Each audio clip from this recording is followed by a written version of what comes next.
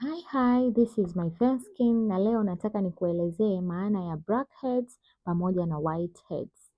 Blackhead na whiteheads hizi ni aina ya chunusi zinazotokana na poles kuziba.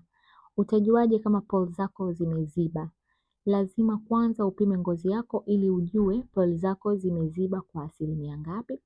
Mwingine anauliza poles ni nini? Poles ni vinyoreo vidogo sana kwenye ngozi ambavyo vinaruhusu jasho na mafuta kutoka juu ya ngozi, yani matundu madogo ya ngozi. Hiyo ndio maana halisi ya poles.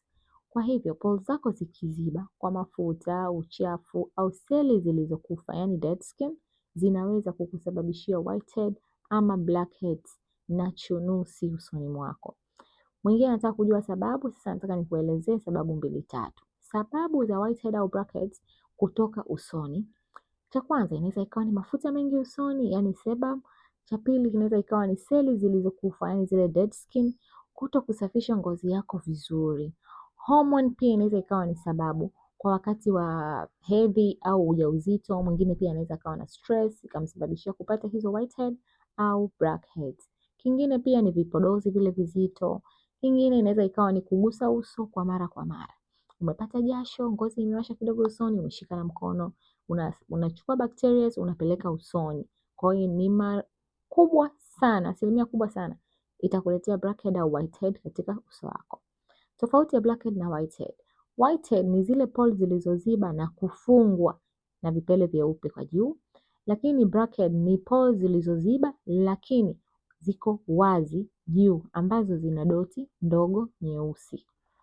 Sasa hapo nataka nikuelezee tiba au kitu gani cha kuzingatia ili uondokane na hiyo changamoto. Cha kwanza unatakiwa ufanye exfoliation, inasaidia sana kufungua poles, at least kwa mwezi ufanye hata mara moja. Mwingine anauliza exfoliation ni nini? Exfoliation ni cleansing au ni ile scrub tunayofanya kwenye facial. Unafanya scrubbing ya ngozi yako at least kwa mwezi hata mara moja. Kingine unafanya labda ile kwa mtaalam, lakini angezingatia uende kwa mtaalam ufanye extraction ya kitaalam. Kama chunusi zako hizo blackhead na whitehead zimejaa sana, kama huyu dada yetu hapa unavyoona alikuja tukamfanyia hiyo extraction nzuri ya kitaalam. Kingine ufanye deep cleansing ya uso wako, yani facial treatment. Kingine weka ile clay mask kwenye uso wako au enzyme mask. Ni dawa nzuri sana ya chunusi, madoa, vipele na changamoto zote za ngozi. Kingine retinol, lakini retinol uwe labda na mshauri sahihi, ili inasaidia sana kwenye turn over the cells. Kwa sababu cells zinakuwa zimekufa, kwa hiyo unapotumia retinol inasaidia kuziturn ziwe on. Haya, moisture na sunscreen pia ni muhimu sana kwenye ngozi yako, usikose hicho kitu kabisa. Epuka kulala na makeup, usitumie wipes kwenye kufutia makeup zako. Makeup futa na maji vizuri, tumia sabuni yako, cleanse uso wako vizuri, then upumzike. Usibonyeze blackhead wala whitehead kwa mkono wako, unatengeneza virudi zaidi.